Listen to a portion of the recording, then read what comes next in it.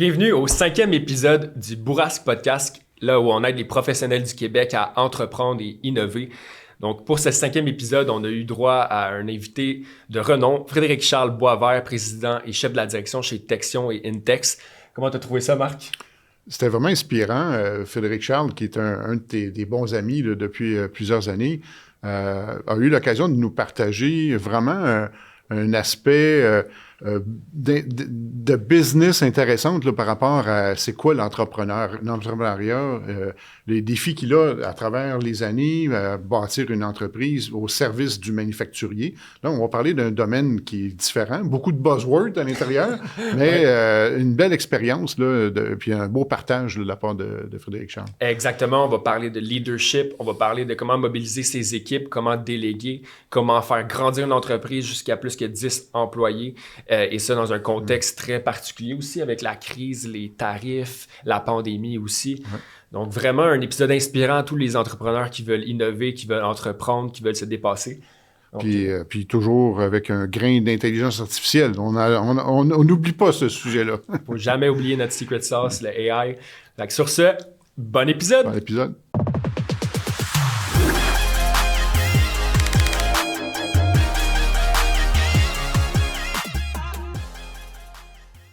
Bienvenue au 5e épisode du Bourrasque Podcast. Comment ça va les boys? Hey, salut, ça va bien? Vous autres? Yes, ça va super bien. Merci de l'invitation. Ça fait plaisir. Pour ceux qui nous écoutent, j'ai le plaisir de recevoir non seulement mon ami, mais un bon chum entrepreneur, un visionnaire, un leader qui rassemble des gens autour de lui, autour d'une vision, puis vient concrétiser sa vision. Fait que je suis vraiment content, Frédéric-Charles, ou FC pour les intimes, là, d'être avec toi aujourd'hui. Avant de commencer, j'aimerais ça, pour ceux qui ne te connaissent pas, là, de faire une petite introduction pour t'introduire, puis par la suite, on va pouvoir rentrer dans le vif du sujet. Ça me va. Fait que Frédéric-Charles, c'est le président et chef de la direction chez Texion et Intex. Entrepreneur déterminé et visionnaire, FC a fondé Texion en 2021 avec l'objectif audacieux de réinventer le génie conseil traditionnel avec une approche très humaine, ancrée sur le terrain. Tu as été un ancien consultant en milieu manufacturier, tu as voulu combler le manque de solutions techniques qui priorisent autant les résultats, mais que le bien-être des employés aussi. Sous ta direction, Texion s'est imposé comme un partenaire clé des entreprises manufacturières du Québec, misant sur l'expertise technique, l'innovation et les relations fortes pour propulser l'excellence durable dans nos industries. Fait que je suis vraiment très content d'être avec toi aujourd'hui, FC. Ben, pareillement. Merci honnêtement pour l'invitation. C'est ça, la parenthèse, c'est qu'Antoine et Marc et tout le monde de chez Bourrasque Innovation donnent beaucoup de valeur. Donc, on voulait justement faire cette haute étape de valeur ensemble, faire un podcast, prendre un temps, un vendredi matin, là, de faire un pas de recul puis de regarder tout ce qu'on a fait puis où est-ce qu'on s'en va. Là. C'est incroyable, hein? Ça fait 5 ans que tu as parti ta business, 4-5 ans. Ben, ça fait plus que 5 ans que tu es en entrepreneuriat. Oui, exact. J'aimerais ça qu'on revienne un petit peu plus à ton enfance, puis tu nous expliques, parce que moi, je te connais très bien, là, mais tu as grandi dans une famille entrepreneuriale. Pourrais-tu me dire, c'est quoi que ça t'a donné comme pas comme impression, mais qu'est-ce que ça t'a donné comme bagage, puis comme envie aussi pour te lancer dans cette aventure-là? Oui, absolument. J'ai grandi dans une famille, c'est ça, où est-ce que tout était possible, puis beaucoup sur la performance. Puis ça part de mon grand-père, là, donc j'aime toujours parler de cette histoire-là un peu. Mon grand-père travaillait dans la compagnie familiale qui fabriquait des souliers de façon industrielle dans les marques en Italie. Après la Deuxième Guerre mondiale, quand il a fini son service, c'était vraiment pas l'Italie qu'il avait connue là, avec Mussolini et tout ça. Donc, il a décidé soit aller en Australie ou au Canada, finalement rencontrer ma grand-mère de façon épistolaire, décider d'aménager ici, puis de travailler tout le reste de sa vie pendant 35 ans chez Bombardier, qui est maintenant le BRP à Valcourt. Il était maître électricien, mais très peu de maintenance. Puis c'est lui qui m'a donné la piqûre clairement de vouloir comprendre comment les choses sont faites, puis comment les entretenir, puis les faire durer. Puis c'est toujours drôle parce qu'à chaque matin, quand je me fais des toasts, c'est son toaster qu'il a eu à son mariage, qui a toujours réparé. Puis oui, des fois, ça part la lampe de feu, mais il est encore avec nous. Fait que faire durer les choses, c'est possible. Même dans le monde d'aujourd'hui où est-ce que c'est plus comme jetable. Puis justement, le côté relationnel dans tout ça, de faire durer les relations puis d'aller comme faire grandir les choses avec les humains, ça, c'est plus ma mère qui, elle, a travaillé, après avoir travaillé chez Bombardier, comme tout le monde à Valcourt, a travaillé dans les entreprises manufacturières de mon père. Mon père, lui, un gars de Montréal, grandi de parents d'un père CPA. Fait qu'il est allé dans les shifts, allé à HEC, puis après ça, lui, il voulait justement être président d'entreprise, puis au lieu de faire une start-up comme je l'ai faite, lui a acheté des compagnies donc dans le tapis industriel, dans le mobilier de bureau, ensuite dans des trucs plus pharma et santé naturelle. Vient de vendre sa dernière usine. Puis il m'a vraiment donné aussi justement l'opportunité d'être en petite botte de construction puis faire des courses de chaises là, dans les corridors avec ma sœur. Mais juste à passer du temps avec les opérateurs, comprendre que c'est pas si facile que ça comme job, puis qu'il y a beaucoup de choses sur la qualité, puis il faut que tu sois très concentré quand tu fais ce travail-là, mais aussi les équipes de maintenance qui faisaient des projets d'amélioration continue, qui m'ont permis de travailler aussi sur des machines-outils, puis tout, pour faire des pièces. Donc, vraiment, je suis extrêmement chanceux du bagage familier là, que j'ai, puis à quel point je suis familier avec le manufacturier. Ouais. Fait que c'est toujours pour cette raison-là que j'ai gravité dans ce monde-là, puis avec une vision de redonner à ce manufacturier-là. C'est tellement cool. Puis j'aimerais ça aussi que tu nous racontes, parce que je trouve l'histoire insane, là, comment tu as eu ton premier contrat avec Boisvert Performance? Ouais. Comment tu m'as raconté une histoire dans un stationnement, genre? Puis expliquer un peu, justement, ça a été quoi? Comment tu as appris à vendre aussi? Parce que veux pas, je trouve que c'est un des skills les plus importants à avoir quand tu te lances en affaires. Absolument. Donc, pourrais-tu nous expliquer un peu? Ben, la vente, c'est de comprendre l'autre. Fait que justement, je pense que, tu sais, en fait, que tu disais révolutionner le service manufacturier, le service technique au manufacturier, puis tout ça, c'est que le génie conseil, c'est souvent, il y a des bases, on sait c'est quoi le génie, là, c'est quand même très cadré. Donc, il y a le principe-là qui n'est pas appliqué dans l'usine, on va l'appliquer. Mais oui, mais il y a comme tout le côté d'écoute, puis de se mettre dans la peau de la personne, puis c'est ça la vente, dans le fond, là, c'est de l'empathie, le design thinking, de voir ce que l'usager a besoin, puis de trouver une solution qui n'est pas nécessairement à toi qui est cette solution-là, mais juste de le guider de façon honnête dans la bonne direction, puis de lui donner les outils. Fait que quand j'étais jeune, je vendais bien des affaires. Là. J'ai vendu mes services de tondeuse. Après ça, j'ai vendu des souliers. Puis quand je travaillais justement dans le groupe Aldo à vendre des souliers, j'étais dans les meilleurs vendeurs. Mais vu que j'étais pas à temps plein quand j'étais à l'école, j'avais pas le droit d'aller je pense, à la Punta Cana cette année-là. Fait que j'étais bien triste de pas être invité à Punta Cana. Puis une fois en me rendant travailler un matin, je suis un amateur automobile. Fait que je vois un auto modifié avec quelqu'un qui fait un photoshoot. Puis plus que je m'approche, plus que je vois que le char est vraiment cool, mais il y a des problèmes de peinture, Puis là, je parle avec la personne, shout-out à Julien, là, premier client de Boisvert Performance.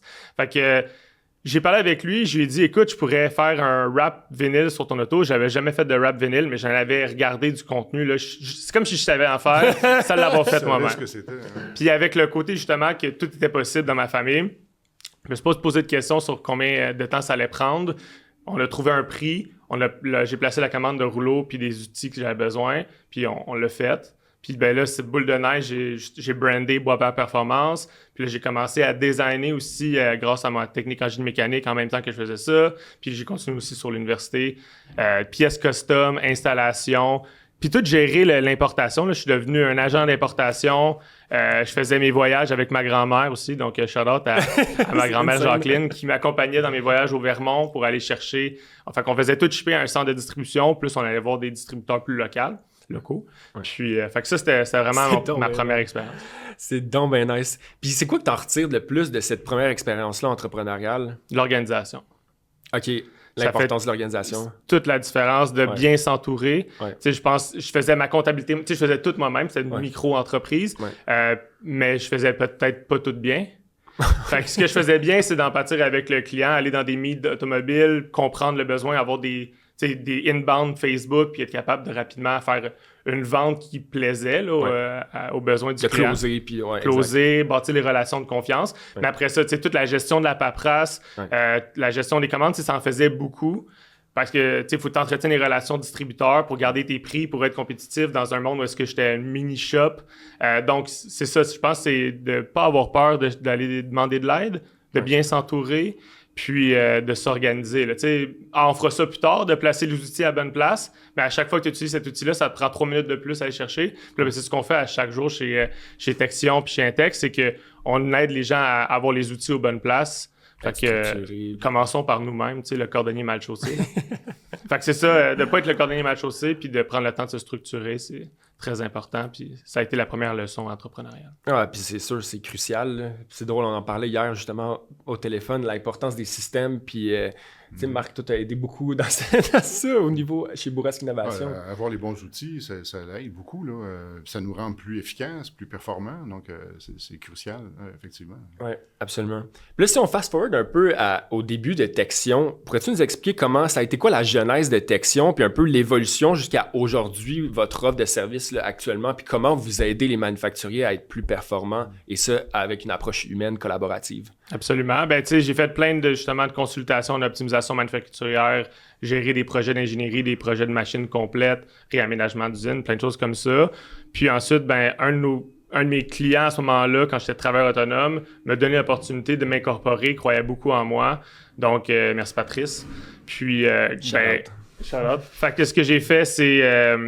je me suis dit, je vais m'incorporer. Je sais pas exactement où est-ce qu'on s'en va, mais ce que je sais, c'est que je veux mieux faire les choses, comme tu disais, pour accompagner les manufacturiers, les industriels. Donc, c'est juste ça. Je suis devenu travailleur autonome travailleur autonome incorporé, mais rapidement, j'ai commencé à placer d'autres personnes. Donc, au début, c'était vraiment... On est setupé comme une agence de placement parce qu'il y avait aussi ça. Si tu places des ingénieurs en impartition, c'est quand même de l'agence de placement selon la CNSST. Fait que, justement, bien s'accompagner. Je suis accompagné par BLG pour tout ce qui est légal. Fait que, tous mes contrats dès le début étaient bulletproof. La comptabilité, c'était super solide. Fait que j'avais déjà mes piliers à cause de mon passage entrepreneurial. Fait que là, quand je me suis incorporé, c'était déjà très solide. Ouais. Fait que c'est déjà là d'avoir les bons outils avant de partir à la course. Fait que là, je pouvais déjà commencer à marcher vite, embaucher. Je me suis remplacé. Ça a été une grosse décision aussi, de passer d'être un doer à un décisionnaire, décideur, gestionnaire d'entreprise, là, dans le fond. Fait que ça, c'était un gros risque. Mais je suis vraiment content d'avoir fait ce remplacement-là, si tu veux, de moi pouvoir aller aux ventes puis à la direction de l'entreprise à temps plein. Puis ça fait déjà... Parce que tu étais déjà en mandat, toi, là, à travers ton entreprise, quand tu as commencé. Exact. J'étais le seul consultant. Okay. Ensuite, je suis devenu un des 3 consultants. Puis quand je suis devenu un des 4 consultants, ben là, c'est retombé à 3. Okay. Puis là, moi, je suis devenu en charge d'aller chercher des nouvelles ventes. Puis c'est un peu aussi la genèse de pourquoi la transition de comme impartition comme grand levier de changement dans les entreprises. Tranquillement transformé dans les années à plus gestion de projet, où est-ce que c'est beaucoup plus facile de cintrer les critères de réussite d'un projet, les besoins sur pointus, qu'est-ce qui est inclus, qu'est-ce qui est exclu, le timeline puis le budget. Comme ça, en séparant, au lieu d'avoir un gros budget que c'est, pour faire un chiffre facile, 100 000 $ de gestion de projet, mais c'est plusieurs budgets qui sont capables d'être mis sur plein de CAPEX différents. Donc, c'est plus facile à gérer pour le client. Puis pour nous aussi, pour notre employé, pour nos équipes qui sont déployées sur les projets, on sait exactement où est-ce qu'on s'en va. On peut faire un Gantt dès le début du projet. Donc, ça aussi, là, c'est de l'avoir vécu moi-même, tout dans ma tête, ça allait bien. Mais là, dès qu'il fallait que je le dise à mes employés où est-ce qu'on s'en allait, il a fallu que j'augmente le nombre d'outils. Puis...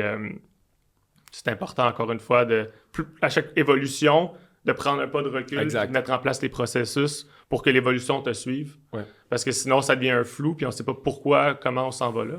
Exact. Fait que, planification stratégique, planification d'automatisation, stratégie, application, suivi, KPI. Exact. Puis pas la carotte ou le bâton, mais quand même, on est dans le jaune sur ça. Pourquoi? Est-ce que c'est parce qu'on n'a pas mis le bon indicateur en place? Puis, la méthode agile te permet de le faire, là, donc il n'y a rien de set in stone. Tant que où est-ce qu'on s'en va, on y va. Puis exactement comment on se rend, on ajuste. Oui, exact. Moi, ce que j'admire de toi, FC, c'est deux choses. Tu as un biais vers l'action qui est énorme aussi, puis tu as l'audace qui vient avec aussi. Fait que tu as une idée, tu vas mettre tout ce qu'il faut, tu vas bien t'entourer pour y arriver. Honnêtement, ça, j'ai toujours admiré ça, puis je trouve que c'est vraiment incroyable d'être à tes côtés aussi parce que ça force à toujours aller plus loin aussi, puis de bien s'entourer aussi. Tu sais, je pense que tu en as parlé aussi, d'avoir les bonnes personnes à la bonne place, autant à l'interne qu'à l'externe aussi, se créer cet environnement, ce réseau de soutien-là aussi. Ouais. Tu sais, selon toi, ça a été quoi parce que, tu sais, tu as eu quand même une hyper croissance dans les dernières années, on s'entend, là. Ça a été quoi les plus gros facteurs de réussite selon toi là, de Texion, puis le Intex aussi qu'on va parler, là, qui s'est rajouté aussi là-dedans, puis les méga bureaux aussi que vous avez maintenant à Brossard? Ouais. Ben, c'est sûr qu'il y a plein de facteurs. On peut commencer avec l'anti-Shiny Shiny Object Syndrome. Ouais. Parce que justement, tu peux tout faire. mais c'est de dire qu'est-ce que je fais déjà bien, puis de capitaliser là-dessus. Fait que justement, le côté gestion de changement, gestion de projet dans les industries, c'est comme tout le monde dans la business à date, là, c'est exactement comment le faire, puis ça va vraiment bien. Fait que justement, la transition vers des projets puis des produits plus par rapport à ça l'a énormément aidé. Puis ensuite, ben, c'est ce parcours-là continuel de savoir comment rester sur ton X en tant que donneur de rythme. Fait que c'est comme si tu te donnes les coups de tambour au bon moment. Des fois, il faut que tu accélères, des fois, il faut que tu ralentisses. Fait que tu suis ton équipe, puis à un moment donné, ben, si jamais tu n'es pas capable de la suivre d'assez proche ou assez bien, ben là, il faut peut-être que tu rajoutes un palier directionnel. Fait que c'est justement de ne pas avoir peur de déléguer, puis de trust le process que oui, ça va coûter plus cher ou ça va prendre plus de temps à onboarder quelqu'un à la direction, mais je veux dire, tu es rendu là, l'entreprise est rendue là. Puis moi, c'est ce que j'ai vu, c'est que je commençais à délaisser les opérations parce que les ventes, il fallait qu'ils continuent à grandir, rentrer, puis tout ça. Donc, c'est là que j'ai embauché Jonathan l'année passée en tant que directeur des opérations et de l'ingénierie. Avec son background, c'était clair qu'elle allait mieux faire cette job-là que moi. Puis moi, j'allais pouvoir me concentrer avec mon X qui devient de plus en plus cintré à justement aller chercher de la business, puis le côté stratégique là, de l'entreprise. Good, excellent. Puis tu sais, chez Texion Intex, c'est quoi la valeur que vous donnez aux clients, puis un peu comment une entreprise manufacturière peut bénéficier de vos services? Absolument. Il y a beaucoup de façons, mais je pense que la première affaire, c'est justement le diagnostic éclair ou n'importe quelle phase de dérisquage pré-ingénierie qu'on peut faire. Donc, il y a beaucoup d'entreprises qui ont un budget par année où c'est pas tout à fait clair, qui ont une stratégie, mais ils n'ont pas fait la boucle entre la stratégie puis le budget puis les priorités technologiques ou techniques. Fait que vraiment, avoir nous qui arrivent un peu de l'extérieur, mais qui s'intègrent aux réalités du client, qui sondent les employés, qui utilisent beaucoup d'outils genre Lean Six Sigma, etc., pour faire une revue complète de leur flow de production, pour déterminer c'est où qu'il y a des bottlenecks, c'est où qu'il y a des places où est-ce qu'on perd de la valeur, soit parce qu'il y a des actions à valeur non ajoutée sur le produit, parce que le plan de production est peut-être pas optimisé. Là. C'est d'en faire plus avec ce qu'on a pour commencer. Fait qu'on dit pas aux clients hey, on déménage la semaine prochaine, c'est pas assez grand. Qu'est-ce qu'on peut faire là avec ce qu'on a? Ouais. Fait que les quick wins. Puis ça, les quick wins, c'est la meilleure façon de gérer du changement. Ouais. Tu arrives dans un nouvel environnement avec un nouveau logo, les gens ne te connaissent pas. Montre-leur que tu es capable de le faire, puis montre-leur que c'est pas si difficile que ça, changer, s'améliorer. Fait que si tu fais des gros projets trop longs, le monde va s'essouffler. Fait que tout le temps en train de rentrer des petits wins, un Scrum Weekly, là, ça n'a pas besoin d'être avec un outil extrême. Un whiteboard, on met du tape électrique dessus, puis les gens ont des post-it avec leur nom. On a fait ça dans plein d'usines, puis on est rendu ailleurs maintenant. Mais grâce à ce petit stepping stone-là. Fait que c'est tout le temps d'avoir la chance d'être là pour toute notre expertise. Les gens sont dans plein de différentes usines puis différentes expertises. On est tout le monde ensemble chez le client. Fait que même si tu as un représentant de Texion, Yuri, qui est chez vous, ben lui, il est appuyé par toute l'intelligence collective. Puis après ça, il vient ramener ses findings, ses rapports. Puis après ça, on met en place un plan de match qui est clair. Tu sais combien ça va te coûter, combien ça va te rapporter, combien de temps ça va prendre. Puis aussi, combien de temps ça va prendre à ton équipe. Parce qu'il ne faut pas... Dans la gestion du changement, il y a beaucoup d'entreprises qui vont partir avec un projet puis ils vont te le remettre fini. Ça ne sera pas à ta couleur. Les gens n'auront pas été mis au courant. Puis ça ne marche pas tout le temps. Puis ce qu'on veut absolument éviter avec Intex, qui est le nouveau bras manufacturier qui est officialisé, qui vient justement faire de nous un one-stop shop qui peut idéaliser, concrétiser, puis aussi fabriquer, installer des éléments d'automatisation, de robotisation, puis de toutes ces choses-là d'optimisation manufacturière. Ben, c'est de guider le client dans prendre les meilleures décisions avec le meilleur retour sur investissement, puis que les employés soient contents que le changement soit arrivé. Exact. Ouais, puis qu'il a fait partie aussi de ce changement-là, pas juste comme imposé. Ouais. Ce serait quoi les plus grandes réussites ou tes plus grandes études de cas là, que tu serais les plus fiers? Je sais que Coolmart, justement, vous êtes apparu dans le Journal de Montréal avec un bel article là, qui montrait un énorme gain de productivité aussi sur une chaîne. Fait que, de quoi tu es le plus fier? C'est quoi les plus belles réalisations de Texion Intex? Ben, je peux dire, on peut parler de cela rapidement. Je pense que le projet Coolmart 0C, c'est un projet qui vient un peu rassembler tout ce qu'on fait bien. Donc, c'est un projet que, c'était pas compliqué, on va augmenter la production de 400% de l'usine. Voici le footprint maximal que la ville nous permet de faire. Fait on arrive avec un KPI simple, puis on arrive avec un bac de sable qui est super défini. On ne peut pas grandir plus l'usine, puis pour l'instant, le budget n'était pas nécessairement de construire une nouvelle usine. Donc, notre approche, puis comment on a réussi à remplir ce KPI-là, c'est qu'au lieu de partir en peur, comme d'autres l'auraient fait, voici ton plan d'industrialisation selon les meilleures pratiques. On est venu passer beaucoup de temps avec l'équipe actuelle. On est venu améliorer les processus en place dans l'usine actuelle pour préparer le terrain, préparer la technologie, aller vers du paperless, aller vers chacun a ses outils aux bonnes places avec du 5S, des stations de travail custom. Fait qu'on a revu tout le flow de production, on a revu la réquisition du magasin, tout l'inventaire, comment qu'on fait pour la condenser à une place où est-ce que ça fonctionne pour toutes les entreprises qui viennent faire des commandes à l'interne, à l'externe de ce magasin-là. Fait que pour toutes ces raisons-là, on a aidé avec la transformation numérique, tout ça. Ben, c'est ça, Texion. On vient s'imprégner de la réalité et des meilleures pratiques et de toute notre expérience ailleurs. On arrive dans une place parce que tout le monde est collé sur l'arbre puis voit plus comment mieux faire les choses ou voit juste les choses négatives qu'ils font parce que leur but, c'est de devenir plus efficace. Fait que nous, on arrive, on dit non, ça, c'est bon, on peut le garder, ça. On fait la part des choses, on fait un plan avec le client, on l'exécute avec le client. Fait que cette usine-là n'est pas finie complètement, mais vraiment fier là, qu'on est allé à marcher à plusieurs reprises. C'est fou comment ça marche mieux que ce que c'était. Puis c'est ça l'impact réel qu'on veut avoir. On veut rapidement donner de la valeur, que concrètement, ça l'amène ce qu'on avait dit qu'on allait faire ensemble. Tu parles de meilleures pratiques. Ouais. Comment vous faites pour vous tenir au courant là, de ce qui se passe? Avez-vous de la formation? Comment ton équipe se tient au courant de ce qui se passe sur le marché? Bonne question. Ben justement, c'est sûr qu'avec tous les outils qu'on a aujourd'hui, il est possible, soit on va acheter des normes puis on va venir les regarder, ou soit on va juste regarder ce qui se passe dans...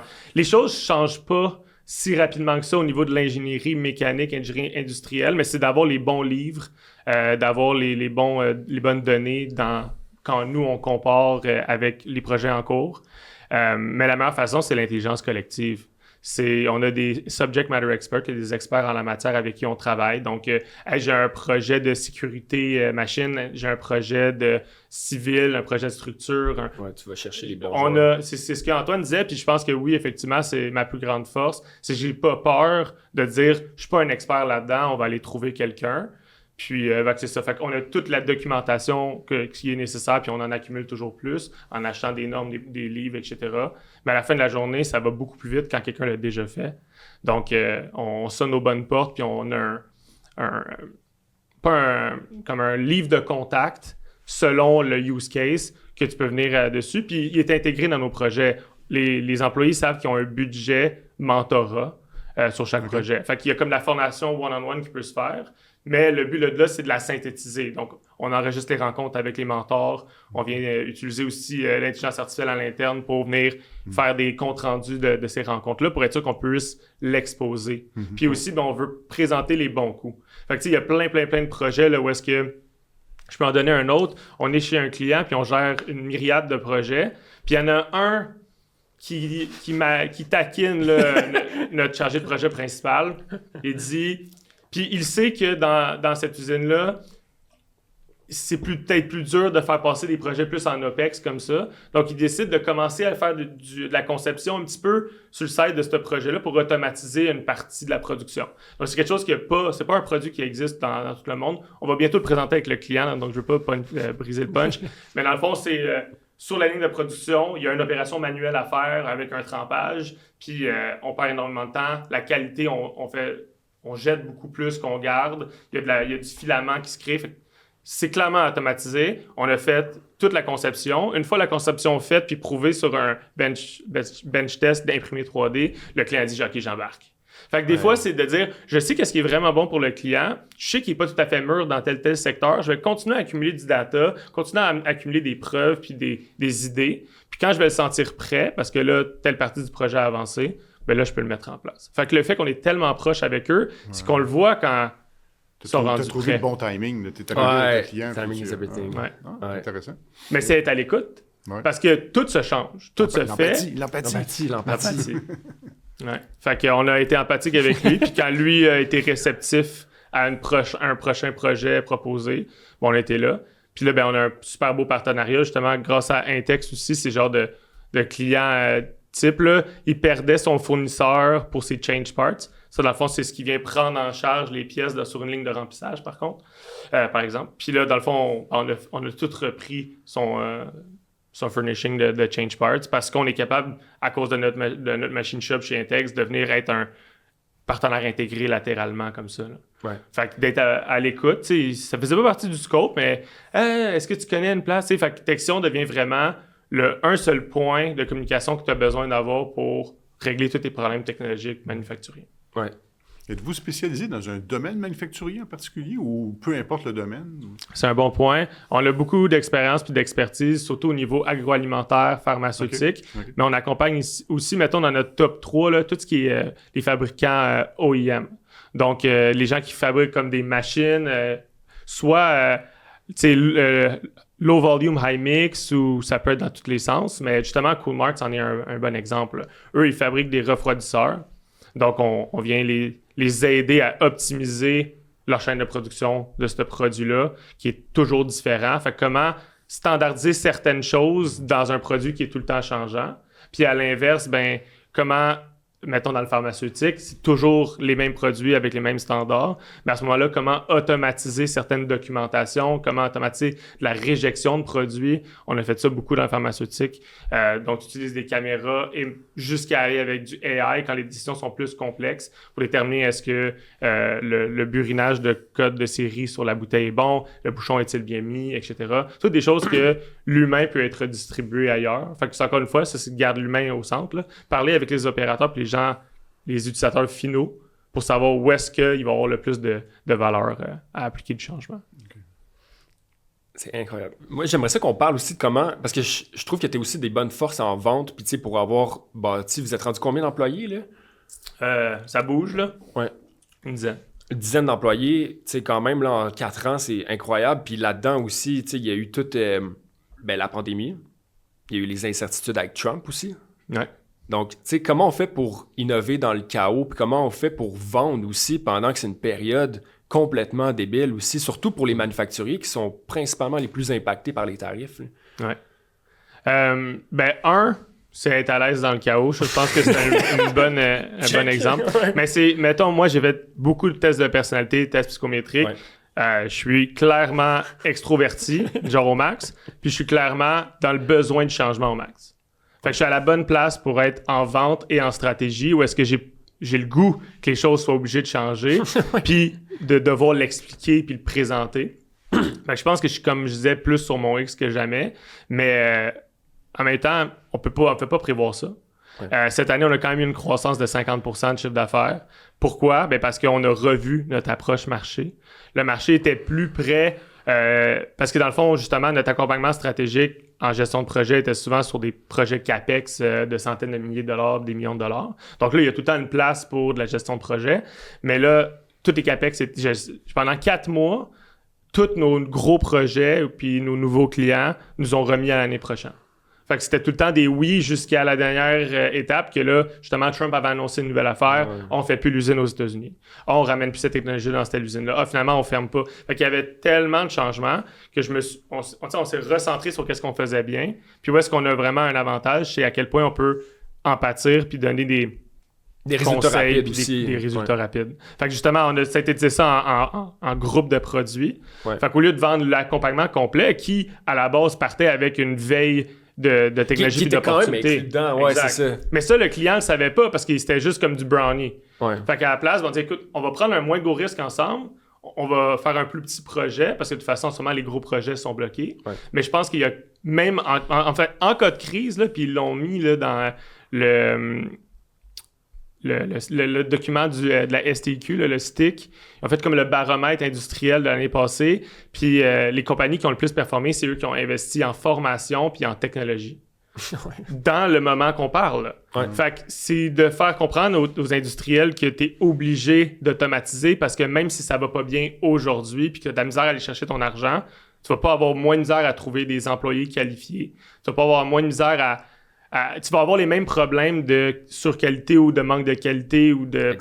Peu importe c'est quoi là, dans ta chaîne de valeur, si c'est ton approvisionnement, si tu la soudure super experte que tu fais qui pourrait être robotisée, il y a plein d'opportunités. Ouais. Puis, à cause de comment nous, on présente les choses, ben c'est est-ce que le readiness de l'équipe et de l'entreprise est là?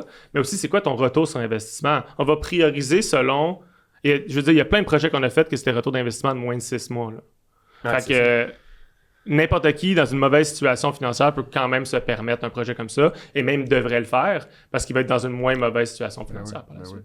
Ouais. D'où l'importance d'avoir des use cases que tu peux présenter à tes clients et dire, regardez, là, comment est-ce qu'on peut, avec un investissement qui en vaut la peine, aller de l'avant là, pour votre entreprise. Ah, OK, c'est intéressant. Ça. Absolument. Puis ça, je pense que justement, c'est là où on devrait plus développer. Là. S'il y a comme un défi, c'est de... Parce que si on repart de loin, là, même Boisvert Performance, je prenais pas assez de photos, je faisais pas assez de posts. Je suis très... Post sur LinkedIn! Post sur LinkedIn. C'est vraiment d'arrêter de faire les choses dans l'obscurité parce que on prend pas le temps de déployer toutes les use cases puis les wins qu'on a. On le fait plus à l'interne, je dirais, là, quand même. On parle beaucoup Non, mais des là, il y a un bons chiffre coups. avec, justement, Simone qui est arrivée. Exact. Il y a une renaissance aussi du contenu sur Texion. Là, Oui. t'sais. Ben, Qui est le nouveau bon, site web que j'invite tout le monde à aller Tout le voir. monde à aller voir texion.com. Texion.ca. Insane. On développe Très beau aussi site. en arrière-scène le Texion App pour justement standardiser vraiment tout. On le fait déjà, mais là, on vient faire un 2, 3.0, là, où est-ce que ça va tout être sur notre portail. Donc, ça va être un portail employé pour le moment, mais rapidement un portail client. Fait qu'on veut justement être super transparent dans l'avancement des projets, puis déterminer ensemble les prochaines priorités d'une façon numérique. Là, C'est ça, rapide. puis faciliter le suivi des projets. Puis tout à la même place. Tout à la même place, centralisé. C'est vraiment cool. Puis justement, parlant de ça, discutons un peu des technologies puis de l'intelligence artificielle. Ouais. Ça, on est deux grands fans, on adore. Ouais. Mais c'est ça, tu pourrais-tu m'expliquer un peu ça a été quoi? Mais en fait, c'est quoi ta perception des technologies puis de l'AI en ce moment? Puis c'est quoi les bénéfices que tu y vois là, pour ton entreprise? Puis Absolument. aussi pour les manufacturiers qui nous écoutent. Là. Absolument. Je pense qu'on a peur du AI à cause de... Là, on va commencer à adresser l'éléphant dans la pièce, là. La sécurité des données. Fait que je pense qu'il y a vraiment une façon d'utiliser les LLM qui sont disponibles, qui sont peut-être pas hautement sécurisés d'une façon plus sécuritaire, premièrement, pour, au pire, partager aucune donnée sur toi, sur ton entreprise, sur rien de ça, mais aller juste chercher des sources. Ça, c'est ce qui est justement le Google qu'on parlait avant que le podcast commence. Google est dépassé par ce que Claude AI peut faire en 2 minutes. Je parlais de ça avec Antoine hier. 407 sources citées en 2 minutes 47 secondes pour un projet simple où est-ce que j'avais pas besoin de mettre aucune information client. Pas besoin de dire c'est quoi c'est les cadences, les bloquants, des choses comme ça que tu peux mettre qui met aucun préjudice à l'information. Puis ensuite, ben oui, tu pourrais trouver tu penses pas que tu pourrais le trouver manuellement, mais ça te prendrait des semaines analyser tout ça. Fait que c'est la rapidité à laquelle tu peux crunch des données, mais ça reste que la finalité de ces résultats-là, c'est l'interprétation humaine. Exact. Fait que ça donne des outils à des gens qui sont performants, intelligents, connaissants, d'en faire plus rapidement. C'est le principe de Pareto, là. C'est, oui, je vais mettre 80% de mon temps sur le dernier 20% qui est validé si ça fit vraiment dans l'environnement client, si c'est vraiment la bonne décision, si c'est sécuritaire, etc. Qu'un humain, qu'un ingénieur, que quelqu'un d'intellectuellement capable peut faire. Ouais. Mais tout le temps de sauver à bâtir un template de présentation, puis à bâtir toute la liste de citations, puis etc. Je pense que ça, c'est là qu'on a le plus de valeur, là, c'est d'en faire beaucoup plus de volume. Exact. Je suis tellement d'accord avec toi, puis je pense que c'est ça, c'est le goût que l'intelligence artificielle n'a pas, puis il sait pas non plus l'AI quand arrêter. Ouais. Tu peux lui demander quelque chose, il va creuser jusqu'à temps. Fait que tu sais, c'est nous qui avons le jugement à la fin, puis qui a le goût, puis qui a aussi l'empathie pour pouvoir travailler avec les humains, je pense, autour de la table. Ouais. Mais après ça, je suis d'accord avec toi, là, puis tu sais, nous, on le streamline dans tous nos processus maintenant, en étant confidentiel, bien entendu, mais... C'est fou. Puis, tu sais, autant les technologies aussi, puis là, avec les projets aussi qu'on discute, là, tu sais, le Texion App et tout, c'est quoi que tu vois l'importance, comment tu perçois l'importance des données aussi, puis de l'analytique dans la croissance d'une entreprise, mais aussi chez tes clients, puis un peu comme outil de guide de décision stratégique? Absolument. Ben justement, c'est pour ça qu'on veut déployer rapidement la Texion App pour nos clients, parce que tout le monde a de la donnée, ou presque. Soit c'est une donnée plus écrite sur papier, rentrée dans un Excel, mais beaucoup d'entre eux la rendent pas facile à digérer. Puis ça, je pense que c'est notre cheval de guerre. Là. C'est mettons qu'on fait une présentation, puis on dit hey, nous, mettons l'option 2, c'est ce qu'on préfère pour telle raison. Il faut que ça soit clair pour les gens qui sont pas nécessairement autant connaissants dans un domaine spécifique que toi. Fait qu'il faut que tout le monde à la table, là, quand on prend la décision avec le e-suite, ça soit clair pourquoi on prend l'option 2 puis pas l'option 3 parce qu'elle coûte plus cher pour moins de retour sur investissement, moins de sécurité, moins de qualité. Fait que c'est la même chose avec nous. Là, en ce moment, quand on regarde le Texion App, c'est qu'on veut mettre une place où est-ce qu'on peut tout utiliser la donnée. Fait qu'on a déjà créé un back-end hyper simple pour toutes nos données, que ce soit les données de recrutement, les données de facturation, etc. Puis là, on veut créer un outil qui vient synthétiser cette information-là pour savoir c'est quoi mes priorités, puis où est-ce qu'on s'en va, puis est-ce qu'on s'en va vers la bonne stratégie. Oui. Donc, est-ce que, mettons, j'ai des retards au compte payable?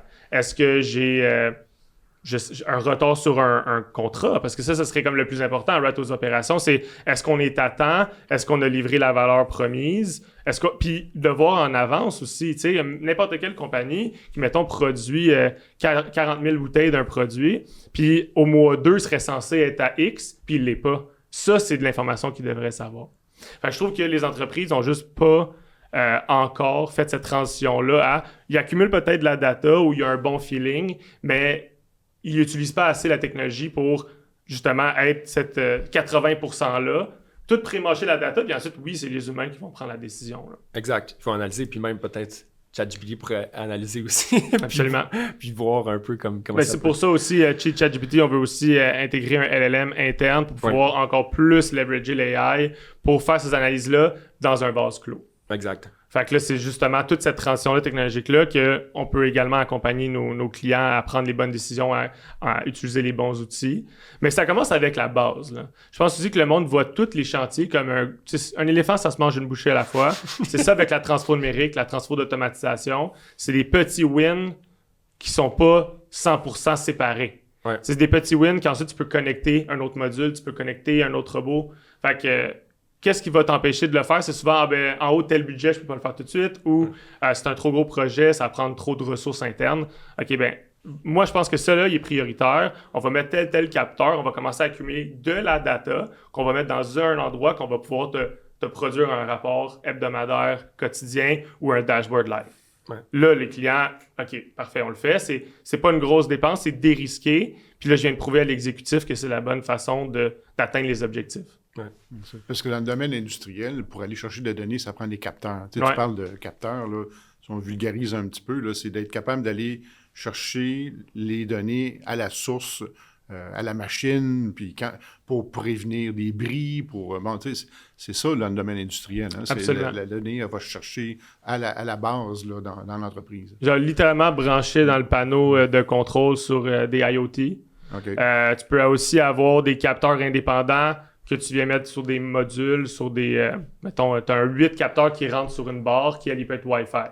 Fait que tu peux déployer rapidement des capteurs qui viennent compter le nombre de produits qui sont sur telle section de la ligne pour déterminer sur quelle section de la ligne tu as eu un arrêt.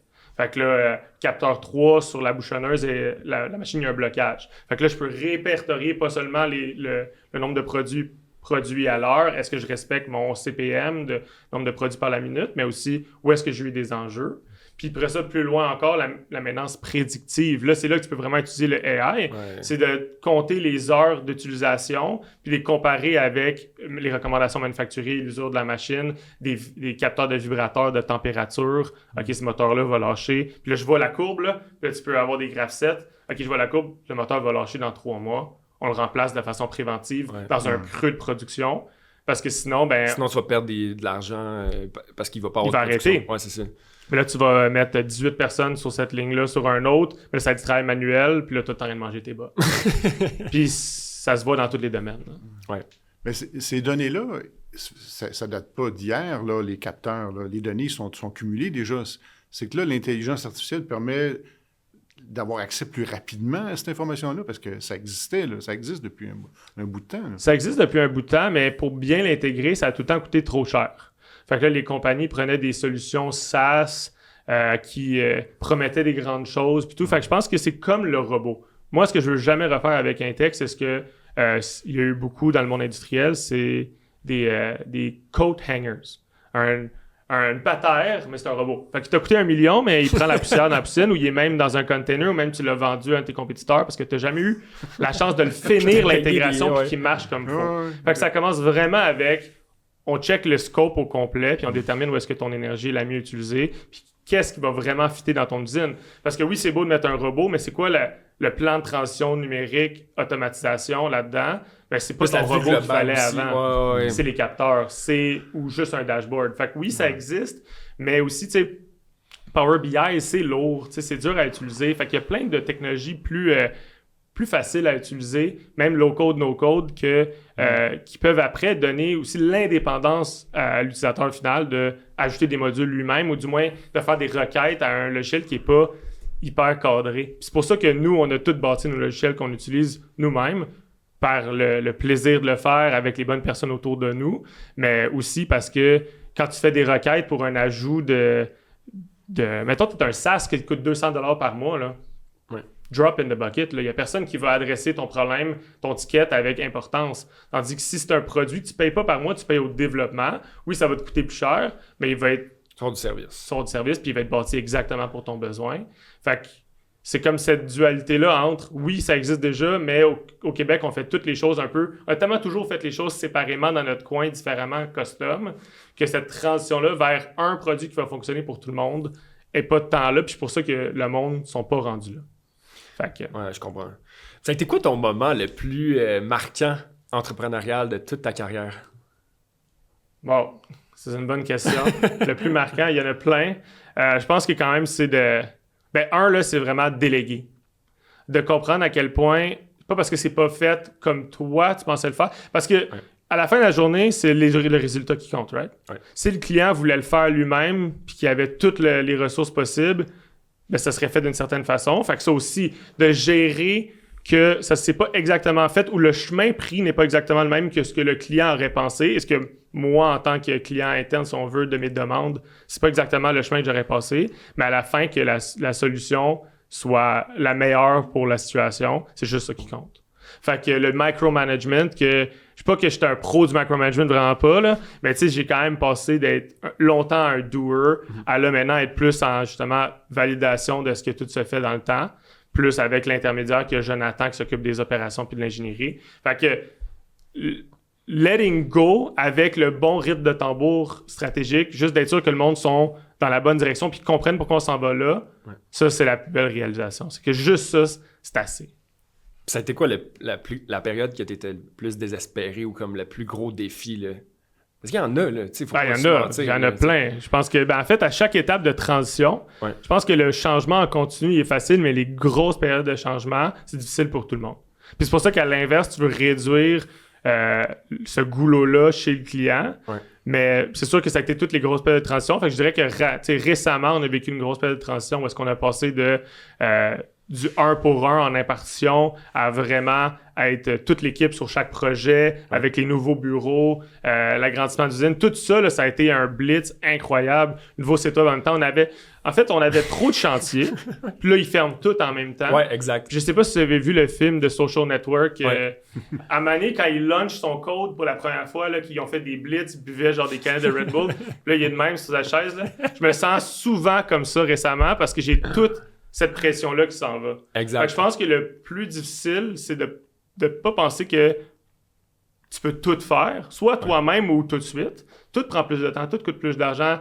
Puis aller chercher l'information, c'est toujours plus long que prévu. Exact. Fait que se donner l'espace de réussir. Ça, c'est la plus grosse réalisation. Puis ça vient de toutes les fois que je m'en mets trop sur mon assiette et de façon directe, j'en mets trop sur l'assiette des gens autour de moi. Ouais. Fait que réduire ses attentes pour mieux réussir. Parce que, tu sais, être entrepreneur, c'est une série de leçons que tu apprends. Tu cumules des expériences, puis là, tu te dis, OK, ben là, je devrais baser sur ce que je viens de réaliser, me diriger dans une autre voie. Là, exact. C'est ça que tu réalises, dans le fond. Là, parce qu'Antoine t'a posé la question des réalisations, mais finalement, c'est des leçons que tu apprends, puis des apprentissages. Là, mais la réalisation, comme tu dis, c'est comme un compounding de plein d'apprentissage, puis de... Puis il va y en avoir d'autres, tu sais. Mais aussi, ça, j'aime vraiment la PA que tu me passes, parce que oui, il y a plein de moments que tu vas te douter en tant qu'entrepreneur ou en tant que juste personne qui travaille dans l'innovation. Est-ce que je mets mon temps à la bonne place? Est-ce que le produit est bon? Puis tout. Puis peut-être que toutes ces réponses-là, c'est oui, peut-être que toutes ces réponses-là, c'est non, mais c'est où est-ce que je vais mettre mon temps pour l'améliorer? Parce que changer du tout pour le tout le temps, tu vas tout le temps être en train de recommencer. Puis C'est le Shiny Object Syndrome. Là. Ça recommence tout le temps à zéro. c'est la fameuse grille de genre, mettons, il y a 100 compagnies qui font la même chose que toi. Ouais. Mais dans le fond, c'est pas vrai parce que 50 d'entre eux n'ont jamais lancé leur idée plus loin que l'idéation. Exact. Les autres sont pris parce qu'ils veulent pas gérer du changement. Les autres sont pris parce que ci, parce que ça. Puis à la fin, il y a juste toi puis un autre qui sont pas pognés dans le Shiny Object Syndrome de tout le temps vouloir tout le temps tout changer. Exact. Fait que C'est cette bonne balance-là. garder à l'essentiel de où est-ce que tu ajoutes de la valeur, où est-ce que tu as de l'expertise, puis où est-ce que le marché a besoin de toi, mais rester modulable dans comment tu as cette approche-là. Puis justement, avec ce que tu disais, Marc, comment tu restes aux tendances des technologies. Fait qu'il y a des meilleures façons de faire, tu les appliques pour ta niche. Ouais. Fait que, puis j'ai aimé ton post hier, Antoine, c'est on fait ça. Quand tu fais juste une affaire, tu es obligé de devenir le meilleur à le faire. Ouais. Quand tu fais tout, c'est master of none, jack of all trades. Fait que choisir dans quoi tu es vraiment bon, avoir cette introspection-là, puis de continuer à pointer vers une niche, une expertise, un problème. C'est sûr que nous, quand on regarde ce qu'on fait, c'est qu'on regarde en général tout ce qu'il y a à faire chez un client. Mais après ça, qu'est-ce qu'on fait? On concentre nos efforts sur le plus important problème qui va avoir le plus d'impact. Fait que c'est la même chose qu'il faut qu'on fasse dans une entreprise. Ouais, puis vous avez une niche aussi précise dans le sens... Tu sais, je pense que ça a été un gros facteur de succès pour vous aussi. Tu as commencé, le positionnement était clair. On est le partenaire en excellence manufacturière. Ouais. Genre, ça no joke, j'en vois là, un peu un autre, des entrepreneurs qui se lancent puis qu'ils veulent faire tout. Ils veulent faire 10 produits pour 10 marchés. Ouais. Puis là, t'es comme, yo, impossible. C'est ça, tu vois souvent, je fais des entreprises de 0 à 1 milliard. Je pense pas que c'est la même approche. Tu peux le faire, mais si tu développes un produit qui sert 1 million, ou genre mettons 100 à 500 employés, dans tel... Puis là, tu réduis, ben là, oui, tu peux créer plein de produits, puis tu peux améliorer plein... Tu sais, tu peux créer plein de choses autour qui viennent te rendre meilleur à faire ça. Exactement ça. Fait que c'est pour ça que je le sais quand même qu'il y a le Lady in the Red Dress de Matrix dans la vie de tous les jours. J'essaie de pas y porter attention, mais... Il y en a que je porte attention parce que, mettons, la Texion App, cette transition technologique-là... C'est un projet stratégique. Ça vient directement faire qu'on peut faire, encore une fois, plus rapidement, amener de la valeur à nos partenaires manufacturiers. Exact. Exactement. C'est aligné, puis c'est directement aligné avec l'offre aussi que vous avez, genre, dans la business. Nice. Puis ça a été quoi aussi? Parce que là, vous avez des nouveaux bureaux. Ouais. Comment tu peux décrire l'évolution de la culture aussi? Puis je pense que le fait que tout le monde collabore mieux ensemble puis se voit plus souvent versus auparavant, c'était une ressource impartie chez le client. Ça a été quoi un peu l'évolution de la culture aussi à travers ces changements organisationnels? Bonne question. Tu sais, au début, c'était pas de bureau, on faisait des 5 à 7, à un petit bureau, on faisait des 5 à 7, plus des formations, en l'occurrence avec Design Thinking avec Bourrasque. Après ça, là, on a des plus gros bureaux, puis là, on a comme l'ultime, on a le bureau, la shop. Fait que tu peux aller passer ton idée à un produit imprimé 3D que tu viens tester avec un bearing dans le shop avec les gars de la shop. Puis... Fait que là, c'est comme tout est possible, c'est le plus beau terrain de jeu. Où est-ce que là, on vous voit pas juste quand il y a un gros meeting ou une formation. On voit le monde juste comme passer à travers l'écosystème. Puis c'est là qu'on vient vraiment travailler sur l'intelligence collective. Puis je le dis à chaque jour à mes employés, la meilleure façon d'amener de la valeur à nos clients, c'est de regarder à l'interne, puis dans les gens qu'on a déjà autour de nous, à qui l'a déjà fait, qui peut nous aider dans cette direction-là. Puis quitte à ce que ça soit de juste dire « Ah non, moi j'ai une ressource ». Le plus vite tu peux tomber au téléphone avec la personne experte dans le domaine, le plus vite, tu sais, comme tu as avancé. Fait que c'est soit, hey, on a la personne à l'interne pour t'aider avec cette partie-là du projet que tu n'as pas le temps de porter ou que tu l'as pas déjà fait, ou cette personne-là va connaître quelqu'un qui peut te montrer dans cette direction-là, puis tu peux le rejoindre au bureau puis aller le tester dans le shop, encore une fois. Fait que oui, l'idée est importante, mais t'es bien mieux de faire des itérations qui marchent pas pour aller dans la bonne direction. Puis ben pour faire ça, ben on a comme créé cette atmosphère-là où est-ce que le droit à l'erreur vers la solution est vraiment valorisé. Ouais. Ah ben là, c'est le fun. Vous faites... vous mettez en application, dans le fond, tout le cycle, là, que ce soit en design thinking ou en agilité. Là, vous faites l'itération, puis directement un prototypage chez vous, puis vous mettez à l'épreuve, vous créez votre idée. Ouais. Mais c'est pour ça que je disais justement le projet custom qu'on a fait là, pour le trempage, ça n'existe pas, cette technologie-là. On l'a développé au complet en partenariat avec le client parce qu'on voulait absolument avoir tous ses inputs. Hey, tu penses-tu que telle dimension, telle technologie? Puis là, ben, on le fait sur plein d'autres affaires. Ah, il y a tout le temps un bris sur la machine, parfait, nous envoie ça. On a notre machine shop, on vient machiner la pièce, on fait des tests fit, on a un imprimante 3D, mais on a aussi un scanner 3D. Fait que là, ça vient éviter le nombre de fois qu'on doit retourner sur place avec la bonne méthode de mesurer physiquement la micrologie du projet. Fait que là, on vient tout scanner hyper précisément. On part avec ces données-là. Puis après ça, on revient pour faire des tests s'il y a besoin. Mais là, on vient justement augmenter la rapidité à laquelle on livre un produit fini. Mais oui, on a la capacité de faire tout le prototypage, d'être sûr qu'on est dans la bonne direction. Puis après ça, on fait tout l'assemblage de soudage in-house. Fait que si une solution existe, mais pas tout à fait pour ton besoin, ou si une solution n'existe pas, ou si nous, on voit une opportunité de créer des produits comme on le fait souvent, ben nous, on part puis on travaille sur du R&D. Les employés sont contents de travailler sur des projets R&D. C'est sûr. Hein? Ouais. Moi aussi. Ouais. Fait que, on s'en va dans une direction où est-ce que le marché a besoin de nous, puis on fait pas juste leur donner un PowerPoint qui dit « vous devriez prioriser telle affaire » ou un rapport d'ingénierie qui dit « voici la solution ». Parce que dans tous les cas, tu as besoin d'aide pour le faire, sinon tu l'aurais déjà fait. Puis même si c'est la bonne solution, c'est-tu la bonne solution exactement pour l'équipe que tu as en place, puis c'est tellement une question de politique puis d'énergie d'équipe. Il y a des choses qui seront pas acceptées par l'équipe, qui est super bonne idée dans ton rapport d'ingénierie, mais tu connais pas les gens. Tu n'as pas pris le temps d'apprendre c'est qui Joanne, puis qu'est-ce qui la motive. Puis... Fait que c'est ça. Les gens viennent chercher le logo Texion dans la shop. Ça me rend vraiment fier. C'est comme une place où est-ce que tu peux te déposer. « Hey, ça fait 3 ans que je demande pour telle affaire.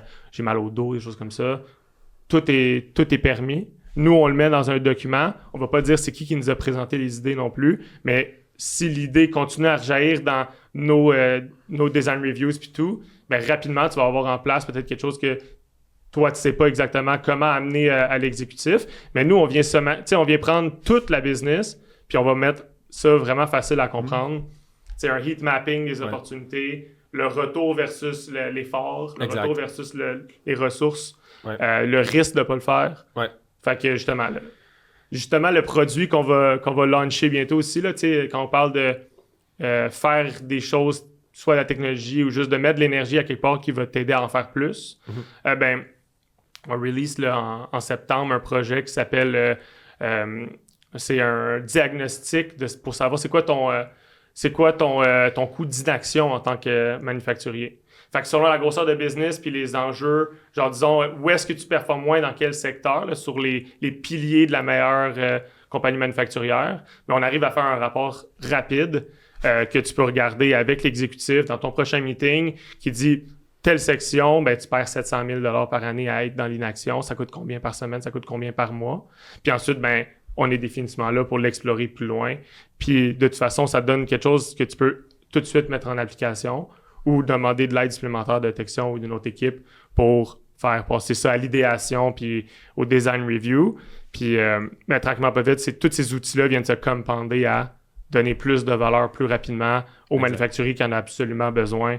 On n'est pas assez avancé au Québec, on n'est pas assez compétitif au Québec, puis on n'a pas assez de main-d'œuvre pour rester comme on est. Fait qu'on est forcé à changer, puis ben je veux que Texion puis Intex soient des leaders positifs là-dedans. C'est pas parce qu'on est obligé que ça va être plate, ça va être vraiment pertinent, puis le monde va être encouragé de le faire parce que c'est l'effet boule de neige. Ouais. Fait que tous les manufacturiers qui nous écoutent, stay tuned. Il va y avoir un bel outil gratuit qui va pouvoir vous donner une vue d'ensemble, en fait, là, au niveau macro, des opportunités, puis des coûts d'inaction aussi. Fait que stay tuned, c'est vraiment un bel outil. J'aimerais ça savoir, c'est quoi qu'est-ce qui te rend le plus fier dans toutes ces années-là? Tu sais, c'est pas obligé d'être l'argent, ou tu sais, c'est quoi, ou quel homme que t'es devenu de différent à travers toutes ces années-là en entrepreneuriat? Parce que c'est rough en maudit, là. Genre, c'est rough, c'est day in, day out. Tu dois arriver, régler des problèmes, gérer des équipes. Non. Mais qu'est-ce que t'es le plus fier du FC, là, versus le FC qu'on était au secondaire, en secondaire 2, là? Il y a du Rocher Represent. Du Rocher Represent. Honnêtement, je pense que c'est d'avoir tout le temps la capacité de rallier. Parce qu'il va toujours avoir des enjeux, le feu pogne dans les rideaux. Il y a des fois, c'est un client qui est pas content pour quelque chose que tu n'avais pas vu, un employé qui qui est malheureux d'avoir fait quelque chose d'une façon X, Y, Z ou de visibilité. Fait que c'est juste de voir ces choses-là, de les sentir, là, l'intelligence émotionnelle que je développe et que j'ai développée, puis être capable de sauver la situation.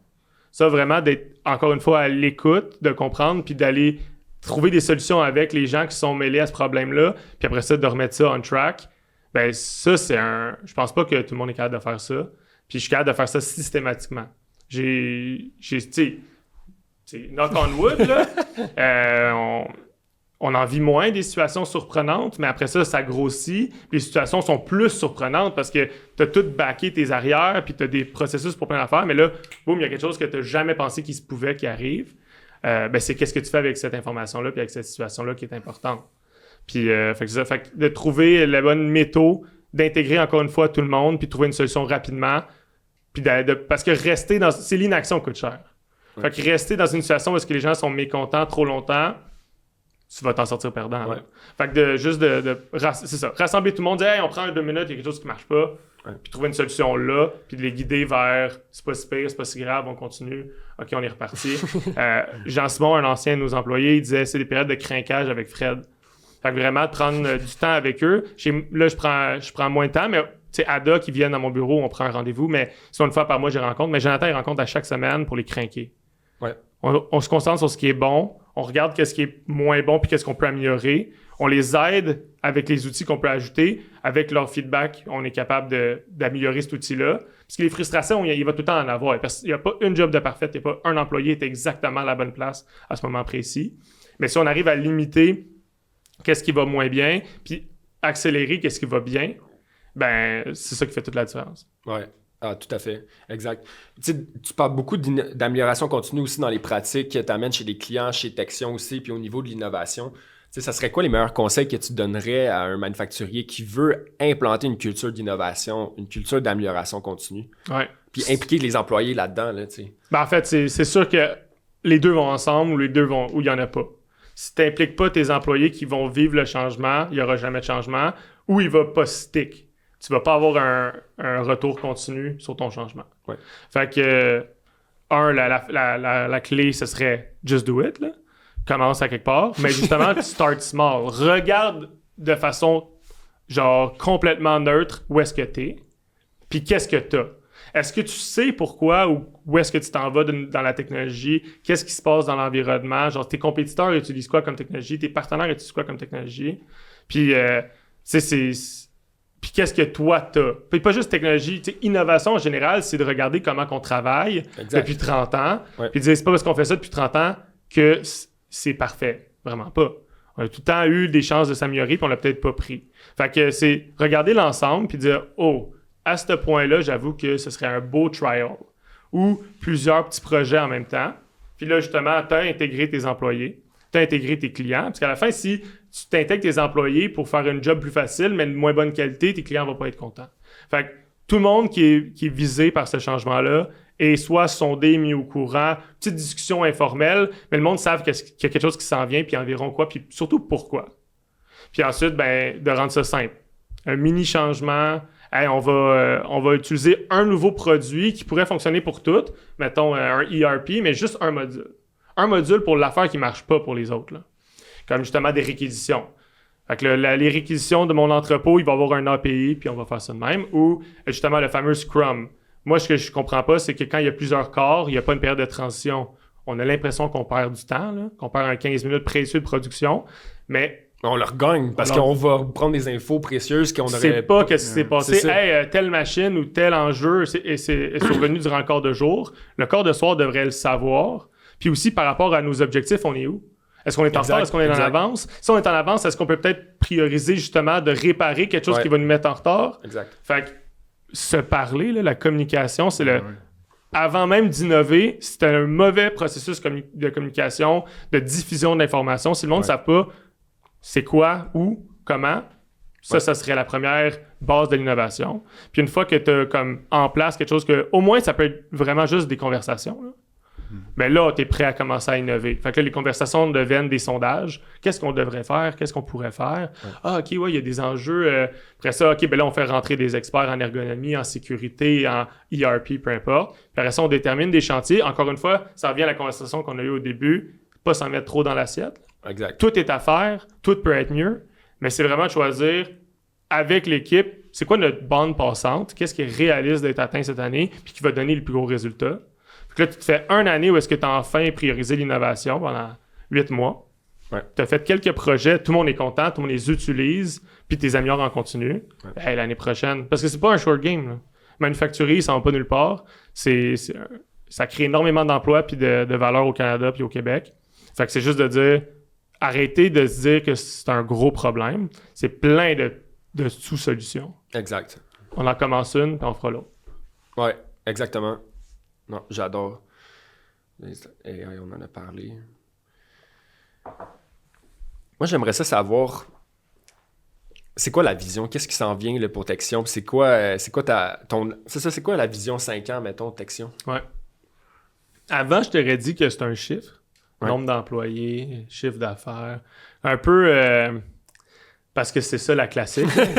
Tu compares un peu comme le nombre de la grandeur de ton terrain avec celle de ton voisin, la grandeur de ta piscine. Mais honnêtement, c'est de trouver un équilibre où est-ce que tous les employés sont le plus sur leur X possible, dont moi.